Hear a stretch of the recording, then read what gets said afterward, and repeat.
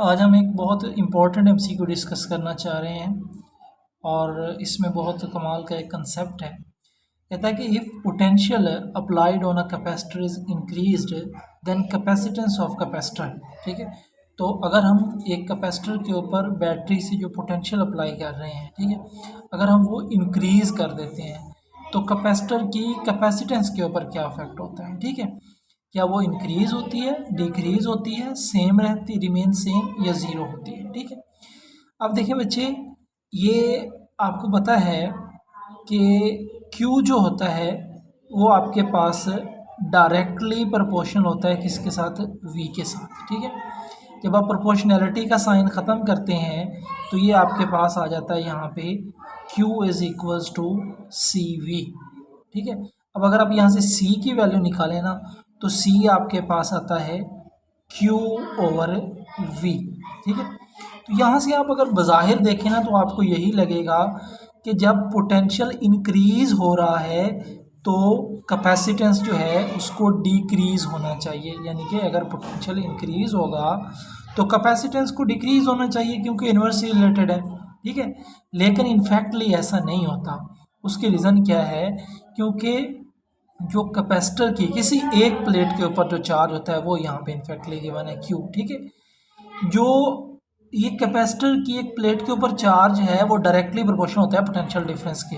अगर potential difference ज़्यादा होगा ना तो प्लेट के ऊपर चार्ज ज़्यादा होगा, यानी कि कैपेसिटर की एक प्लेट के ऊपर चार्ज ज़्यादा होगा, और अगर ये पोटेंशियल कम होगा तो प्लेट के ऊपर पोटेंशियल इधर जो चार्ज है वो भी कम होगा। ठीक है, अब देखें दो तरह के रिलेशन होते हैं। एक तो होता है ना सिंपल डायरेक्टली प्रोपोर्शनल कि एक चीज़ के बढ़ने से दूसरी बढ़े, एक के कम होने से दूसरी भी कम होती, ये तो होता है डायरेक्टली प्रोपोर्शनल। ठीक है, लेकिन एक होता है लीनियरली डायरेक्टली प्रोपोर्शनल। उसका मतलब होता है जितनी एक चीज़ बढ़ेगी उतनी ही दूसरी बढ़ेगी, जितनी एक चीज़ कम होगी उतनी ही दूसरी कम होगी।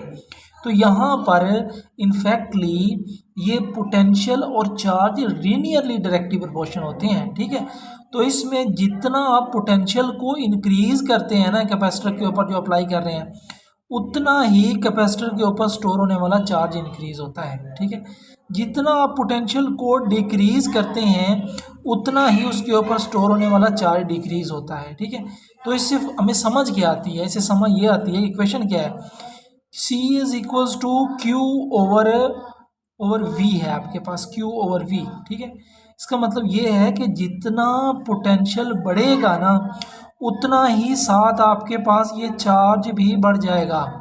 ठीक है, फ़र्ज़ करें पोटेंशियल को आपने कर दिया 4 टाइम्स तो चार्ज भी 4 टाइम्स हो जाएगा, ये इससे कैंसिल हो जाएगा। ठीक है, तो आपके पास Q is equal to C over V रहेगा, यानी कि कैपेसिटेंस चेंज नहीं हुई, कैपेसिटेंस की वही वैल्यू रहेगी।